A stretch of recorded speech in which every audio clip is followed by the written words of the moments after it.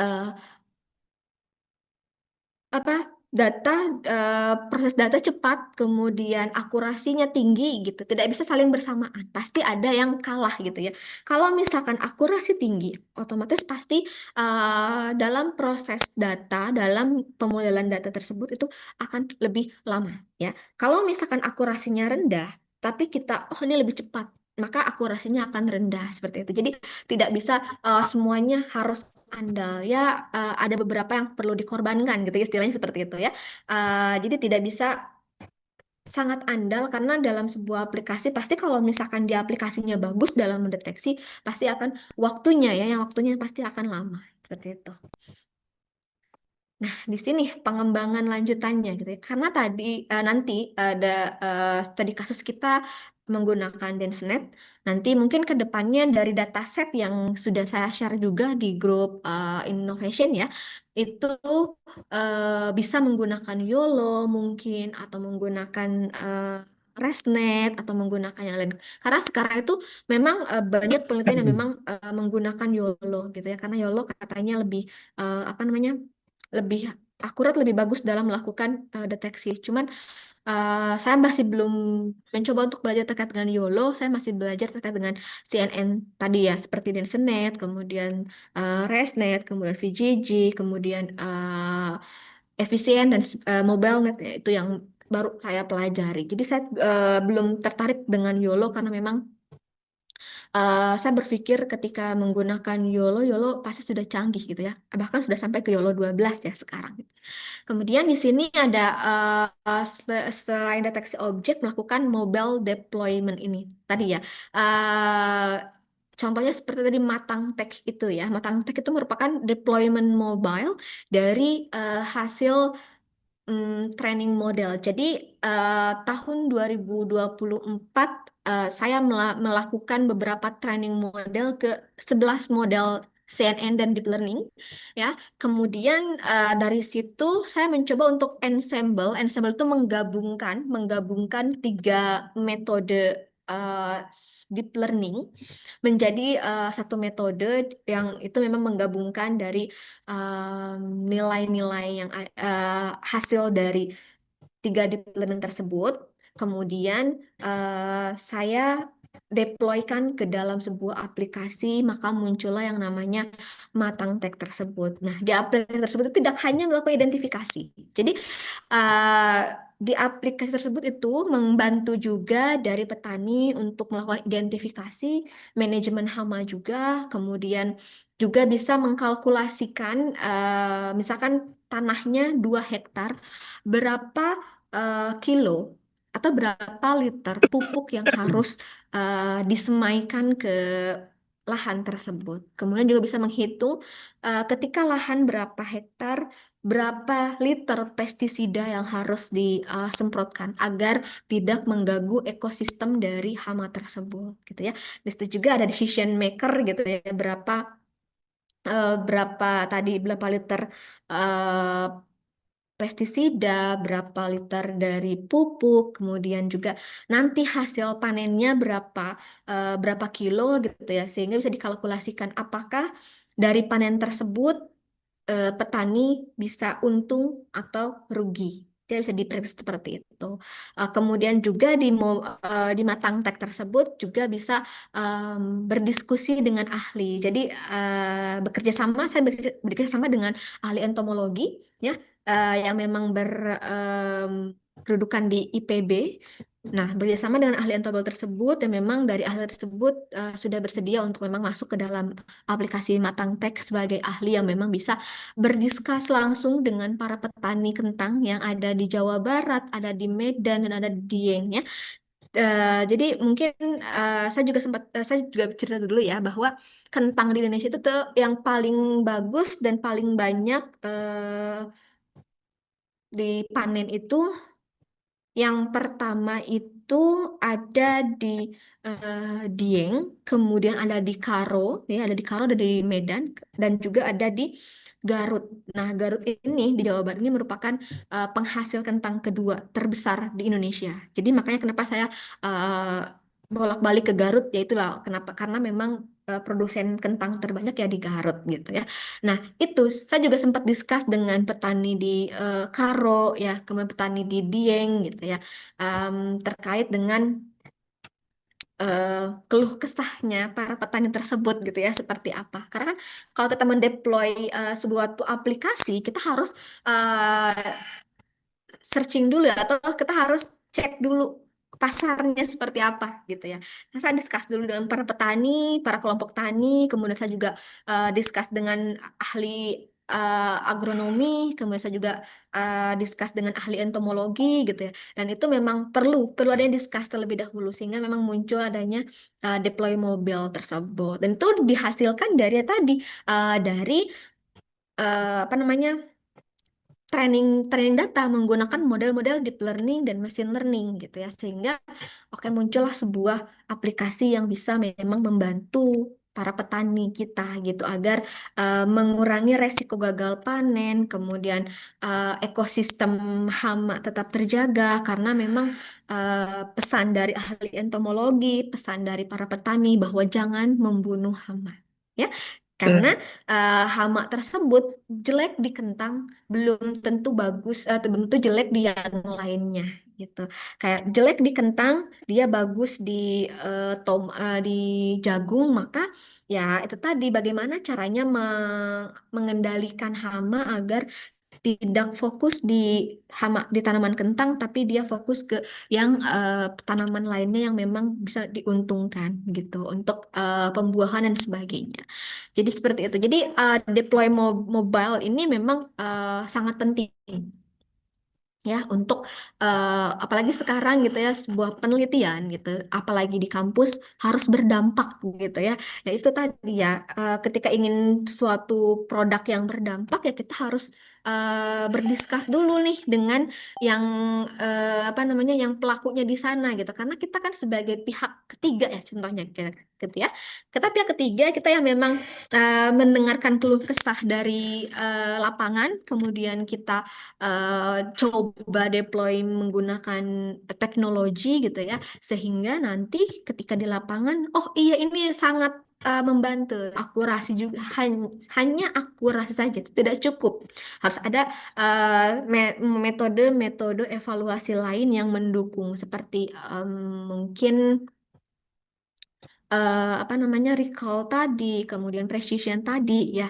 kemudian dataset juga kualitinya harus krusial juga. Jadi kualitas data juga itu sangat tergantung sekali. Makanya tadi apakah perlu pre-processing dulu atau bisa langsung ketika memang datanya sudah bagus gitu ya. Jadi lewat dari CNN yang kita gunakan saat studi kasus inilah DenseNet, dan ada juga implementasi yang siap di dunia nyata.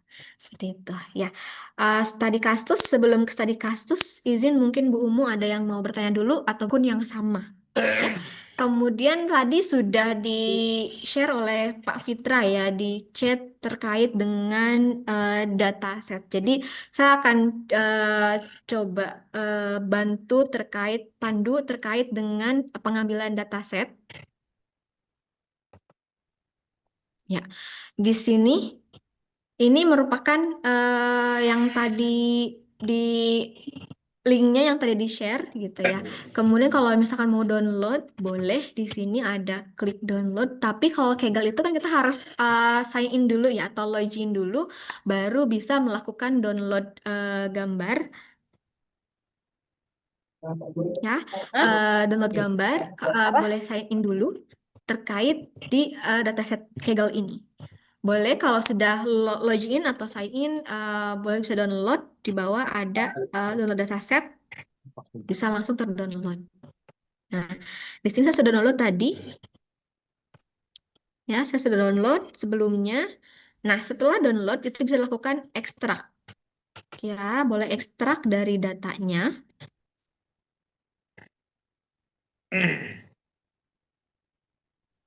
Ekstrak, aku boleh.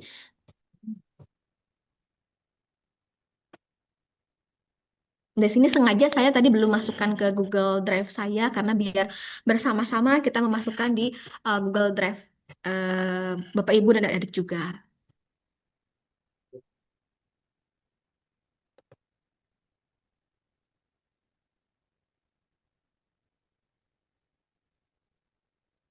Oke, jika sudah selesai mengekstrak data,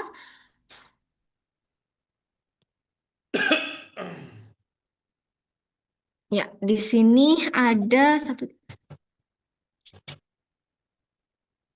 12 jenis hama, ya.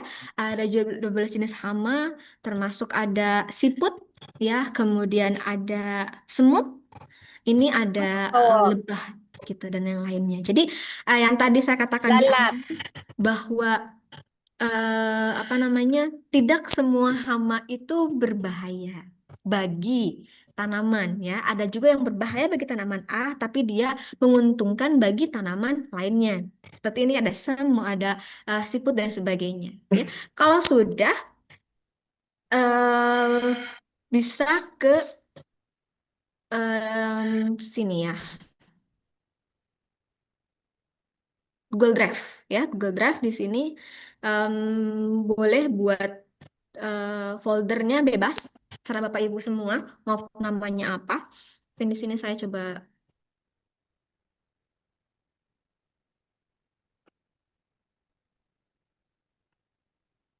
namanya dataset.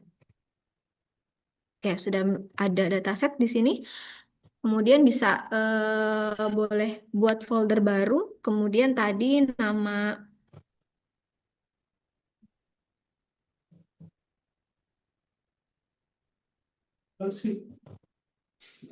ya, namanya misalkan di sini tidak di sini Wih, saya tidak akan apa ini? mengupload Ini semua karena siapa gila? nanti waktunya pasti akan lama gitu ya. Jadi di sini saya akan mengupload tiga hama saja, yaitu ada ini, ya,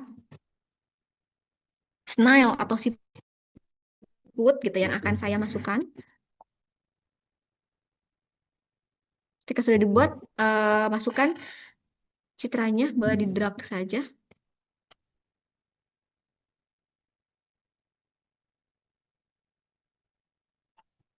Ya, sambil menunggu, kita tambahkan dua lagi, ya. Selain itu, tadi ada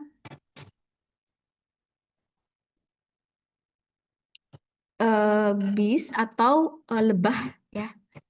Coba masukkan lebah juga.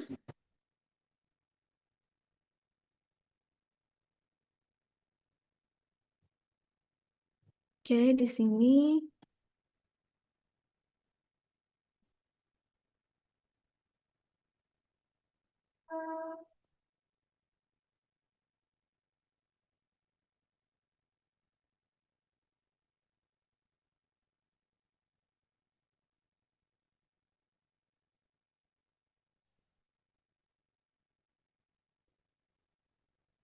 Oke, saya masukkan lebah ke folder bis.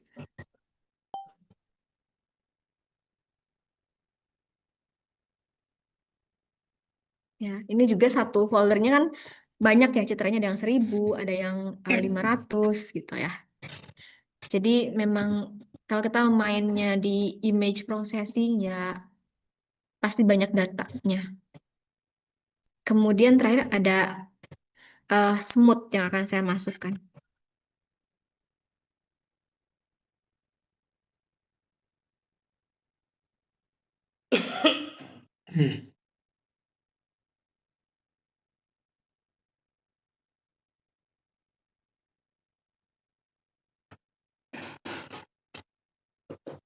Oke, nah, di sini sudah ada folder semut. Saya masukkan data semut.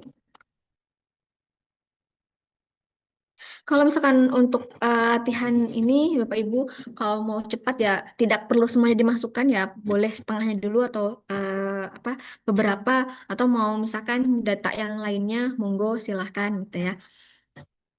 Nah, kemudian izin Pak Fitra sudah share file IPYNB-nya? Sudah ya Bu Umu ya? Oke, Sudah, di kolom chat juga sudah. siap. Di sini sudah ada ya terkait dengan kodenya. Nah, terkait dengan kodenya, bagaimana cara memasukkannya ke Google Colab, ya? Karena kita menggunakan Colab di sini ya. Karena kalau misalkan kita menggunakan Python di ya kalau memungkinkan menggunakan Python monggo silahkan gitu ya, karena sebetulnya tidak salah juga gitu. Tapi karena memang saya menggunakan Google Colab untuk meminimalisir apa namanya laptop saya kenapa-kenapa, ya saya menggunakan Google Colab tersebut ya. Di sini oke deh, ada yang mau ini juga bertanya atau mungkin sharing sudah sampai ke penyimpanan dataset? Takutnya saya kecepatan nih, nanti kelewat. Bagaimana Bapak Ibu? Sudah semua? Lanjut sampai tamat. Oke, lanjut dulu ya. Mungkin di sini kalau misalkan untuk Google Colab-nya, Bapak Ibu boleh searching dulu Google Colab. Dan di sini dapat ya. Nanti bisa melakukan Open Colab gitu ya, Open Collab. Nah, tadi sudah download terkait dengan search code-nya. Nah, boleh upload. Nah, di sini browse kemudian ambil data ini ya. Karena saya sudah tadi memasukkan, jadi tidak saya lanjutkan. Jadi, kalau Bapak Ibu ketika download kemudian ambil datanya, filenya, kemudian open, nanti akan muncul di Google Colab-nya seperti ini. Oke, nah di sini ada beberapa package yang perlu diimpor. Jadi kalau misalkan di apa namanya di Python yang ada di PC Bapak Ibu gitu ya, harus melakukan install atau ya install dulu beberapa package-nya kayak Keras, TensorFlow, kemudian Matplotlib, Pandas gitu ya. Itu yang perlu di nampi gitu, perlu di install dulu di perangkat. Tapi kalau Google Colab itu kita hanya memanggil saja gitu ya, memanggil dari Colab tersebut, dari database Colab-nya ya, memanggil TensorFlow, Keras, kemudian Pandas, Matplotlib, Skitchlearn, kemudian NumPy gitu ya. Untuk memang hal semua tersebut itu digunakan nanti gitu ya untuk menampilkan, memproses, kemudian apa namanya memproses citra, menampilkan citra gitu. Nah, di sini eh, nanti akan mau Google Drive. Nah, ini akan mengambil dari Google Drive yang tadi ya, folder yang sudah kita simpan di Google Drive ini di yang namanya kalau saya namakan dataset gitu ya. Kemudian di Di sini sini dataset path di sini akan mendirect ya, mendirect dataset yang ada di Google Drive yang disimpan di Google Drive. Nah, di sini eh kenapa saya menggunakan DenseNet tadi ya? Karena memang sebelumnya saya sudah melakukan apa namanya? Sudah melakukan training di berbagai metode gitu dan di dataset Hama sebelumnya dan saat ini merupakan model yang akurasinya lebih tinggi daripada yang lainnya. Jadi saya di sini eh, sharing kepada Bapak Ibu semua search code yang memang sudah sebenarnya ini sudah ada beberapa yang saya ubah sedikit dari memang apa namanya metode dasarnya ya, metode dasar dari DenseNet-nya gitu ya. Nah, ini juga dilakukan augmentasi karena kalau dari aslinya kan tidak menggunakan augmentasi ya. Ya sudah, ketika mengambil data langsung dilakukan training model gitu. Nah, di sini saya sudah lakukan augmentasi dulu karena memang posisinya sebelumnya datanya sedikit gitu ya. Saya lakukan rescale yang tadi rescale, kemudian zoom, kemudian horizontal flip, rotation, kemudian width, height dan brightness atau kecerahannya gitu ya. Dan ada juga validasi split ya. Nah, di sini saya juga lakukan itu. Kemudian di sini memposisikan bahwa di mana data di target size-nya semua dilakukan 224 kali 224. Jadi diratakan semuanya ini ya. Lalu kemudian di sini lakukan load data dengan rescale satu satu ya dari 255. Lalu dah di sini nah nge-create dari DenseNet 201 gitu ya. Karena DenseNet itu ada beberapa layer ya. Kemudian di sini dilakukan apa namanya dilakukan create dari model DenseNet-nya, lalu eh, model dasar DenseNet-nya, kemudian custom. Jadi eh, ini bisa diubah ya, tergantung nanti kita apakah memang memerlukan pengurangan untuk mempercepat waktu loading data, boleh kamu mau ke diturunkan boleh juga. Kemudian dropout-nya boleh di 0,5 silahkan. Ini learning rate-nya ya boleh silahkan atau di 0,1 itu boleh. Tapi nanti pasti ada perubahannya ya dari hasilnya tersebut. Kemudian di create final modelnya, lalu di compile modelnya, kemudian nah di sini dilakukan evaluasi model tadi. Ada akurasi, val akurasi, loss dan val loss. Jadi dilihat akurasinya apakah meningkat atau menurun, loss-nya apakah meningkat atau menurun gitu ya. Di sini epoch-nya gitu ya, epoch-nya akan terus-terusan. Jadi saya lakukan early stopping di epoch-nya ini ya, karena kalau misalkan dia masih terus bertambah, dia akan terus melakukan epoch berulang ya, looping. Tapi ketika memang sudah tidak ada lagi perubahan yang signifikan, maka dia akan berhenti. Jadi tidak semuanya rata di 50 seperti itu. Kemudian, nah di sini ada PLT plot epoch ini untuk memunculkan dari gambar hasil dari evaluasi tersebut. Itu mungkin dari DenseNet yang hari ini akan kita cobakan ya di data yang tadi sudah kita masukkan ke Drive. Nah, tadi karena nama Drive-nya adalah dataset, maka di sini kita ubah. Nah, set dataset pet, kita mengambil dataset dari pet mana gitu ya. Karena tadi masuk di namanya dataset, maka tadi yang hama 1 saya ubah menjadi dataset ya. Kita coba running dulu yang ini karena ini pasti lama ya, karena kita menggunakan em, cross validation juga ya. Karena tadi selain confusion metric, lakukan cross validation. Kenapa? Karena untuk melihat dan mengecek apakah modelnya stabil atau tidak menggunakan cross validation ini. Dan ada 5 cross validation di sini yang digunakan gitu. Jadi akan pasti lama, dan saya yakin ketika sesi ini berakhir, running data ini belum selesai ya, karena memang Google Colab yang standar itu kelemahannya adalah ketika memang apa namanya men-training data, dia tidak akan cepat gitu. Seperti itu. Jadi memang itulah namanya bisnis ya. Jadi ketika Google ini juga memang bisnis, maka untuk eh, bagi kita peneliti yang memang ingin cepat proses trainingnya, maka dia tawarkan Google Colab Pro gitu yang berbayar per bulan gitu ya. Itu ada perbedaannya, ketika training akan lebih cepat daripada yang standar. Kita coba runningkan ini ya.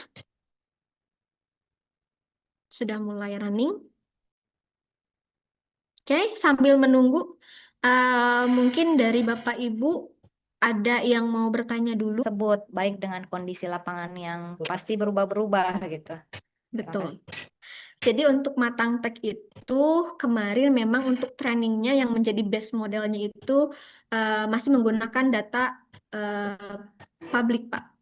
Jadi makanya itu kemarin ketika memang kami ujikan di lapangan, ada beberapa yang memang menjadi kendala karena tadi apa namanya perubahan cahaya, kemudian tekstur, dan ternyata ada satu hama di Indonesia yang belum ada di Google.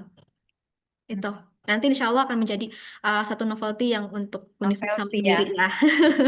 Untuk Nusa Mandiri nanti untuk repositori selanjutnya kita punya gitu. Jadi inovasinya muncul di situ ya. Betul. Ya. Pengembangannya. Baik, nomor 5, seberapa besar persentase yang bisa disumbangkan dari penelitian pengolahan dengan menggunakan image processing atau AI dibandingkan dengan penelitian melalui laboratorium? Gimana tuh? Sebetulnya itu dua dua ini yang berbeda ya. Kayak misalkan gini, di lab itu kami pun di image dan menggunakan AI itu masih memerlukan ahli sebetulnya. Ya, jadi tidak lepas. Jadi satu kesatuan ya antara yang ada di lab dengan kita menggunakan AI karena eh, tetap ahli tetap tidak bisa dihilangkan. Baik itu ahli entomologi, kemudian ahli kimia atau misalkan ahli fisika dia tetap harus hadir sebagai validator dan sebagai decision maker nanti gitu. Karena menurut saya ketika kita meneliti terkait dengan bidang image processing ini ya kita hanya sebagai uh, membantu mempercepat waktunya saja gitu. Ya, dan tetap ketika aplikasi di deploy gitu ya, kita harus verifikasi kepada para ahli. Itu mengapa Matangtek juga diverifikasi oleh ahli entomologi, kemudian ahli agrikultur, kemudian juga dari kelompok petani. Jadi dari ekosistem tersebutlah gitu ya, menjadikan bahwa Matangtek bisa dianggap membantu para petani dan juga para expert gitu. Dan kemarin juga sempat diskus dengan Dinas Pertanian Kabupaten Garut. Di sana juga sudah bersedia untuk kerjasama dengan Nusa Mandiri terkait dengan pengembangan aplikasi yang akan digunakan di lingkungan Dinas Pertanian Kabupaten Garut gitu. Wah, menarik ya. Langsung apa namanya berimpact ke Betul, pemerintahan gitu ya. Oke, betul. mungkin langsung lanjut dulu, Bu Sri. Apakah hasil penelitian image processing ini memberikan sesuatu kesimpulan apa yang sudah dilakukan petani secara tradisional selama ini, atau harus dihentikan apa yang sudah dilakukan petani? Berkaitan kayaknya yang dijawab terakhir ya. Betul. Em, jadi dari hasil ini tuh sebetulnya lebih ke membantu, ya, membantu para petani yang ada di lapangan, ya. Karena kemarin ketika saya diskus dengan petani, petani informasinya bahwa em, hama ini tuh bukan lalat. Beliau bilang seperti itu. Karena memang dengan pemahaman petani ya, pemahaman petani bilang ini tuh hama bukan lalat, tapi dia sangat ganas, ya, menyerang sangat cepat ke tanaman kentang. Tapi ketika saya diskus dengan ahli entomologi yang memang sudah berpuluh tahun di dunia serangga dan hama, dibilang bahwa itu adalah lalat, ya, masuk jenis lalat, namun memang jenisnya yang berbeda. Jadi disitulah mungkin aplikasi ini berperan untuk membantu pengetahuan petani gitu dari sisi ahli bahwa itu memang jenisnya apa, kemudian nanti cara manajemen hamanya seperti apa, lalu nanti decisionnya terkait dengan apa namanya penyemprotan pestisidanya seperti apa gitu, membantu juga agar petani itu tidak menunggu penyuluh dari pemerintah yang mungkin terbatas gitu ya, dan ini membantu juga gitu, jadi saling saling menguntungkan di sana. Ya, jadi sekali lagi teknologi mempercepat semuanya ya, baik itu mendeteksi hamanya, kemudian solusi yang akan diberikan oleh ahlinya. Betul. Ya, mungkin itu Pak Sulis, gimana atas jawabannya? Terima kasih jawabannya, Bu Sri. Kayaknya sambil nunggu e-pouch-nya nih, gimana masing-masing sudah Yang mencoba, ya, udah sampai teman-teman semua mana? sudah berapa epoch yang Iya, sambil menunggu, kita ada satu pertanyaan lagi dari Hendra Hermansyah. Izin Mhm. Bu untuk model DanceNet 2 yang sudah yang sudah di training, bagaimana caranya agar model tersebut dapat diimplementasikan ke dalam aplikasi AI yang bisa digunakan oleh user untuk mendeteksi hama tanaman tersebut. baik. Ah, jadi kita bisa mendeploy ya menggunakan masih sama ya. Kita juga bisa menyimpan gitu ya, menyimpan folder IPYNB. Jadi ketika sudah training si model disimpan menggunakan .h5 biasanya. Kemudian itu disimpan, kemudian bisa menggunakan PHP ya. PHP ya. Kalau misalkan untuk membuat program ya, program web berbasis web juga seperti itu bisa. Jadi deploy bisa menggunakan PHP dan atau menggunakan web tersebut. nanti bisa langsung apa namanya terkoneksi dengan yang ini. Contohnya misalnya saya bisa share screen di sini ya. Contohnya yang matang di tag ini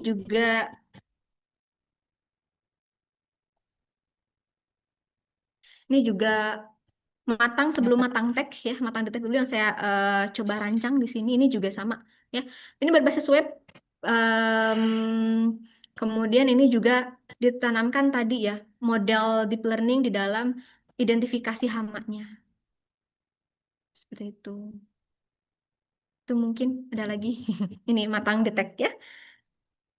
Di mana menyimpan tadi ya model eh, deep learning-nya di sini. Contoh misalnya kita unggah, saya masukkan satu citra deh yang ini. Ya. Lalu identifikasi. Ini di sini ditanamkan ya, disimpan. Muncul. Hasilnya ini. Gitu. Namanya, terus apa tadi? Kepercayaannya berapa, presiden rekomendasikannya apa, dosisnya berapa, keterangan penggunaannya berapa, waktu penyebrangannya kapan. Jadi decision ini di apa namanya divalidasi oleh ahli gitu ya. AI-nya di mana? Di sini. Ini AI-nya, hasil AI-nya. Jadi memang di eh, ditempelkan di sana. Jadi bisa menggunakan apa namanya tadi PHP bisa. Baik, gimana, Mas Hendra? Boleh kalau misalnya ada yang mau raise hand langsung bertanya ke Bu Ya, Sri. diskusi bersama. Silakan sambil diskusi. Saya yakin ini sampai kita selesai belum selesai Belum, approach. ya. Jadi Tapi nanti mungkin bisa digunakan ya ini atau mungkin adik-adik yang nanti apa namanya berkeinginan untuk dan belakangan nemu hama baru nih hama. yang belum ada. Nah, Training ulang lagi berarti.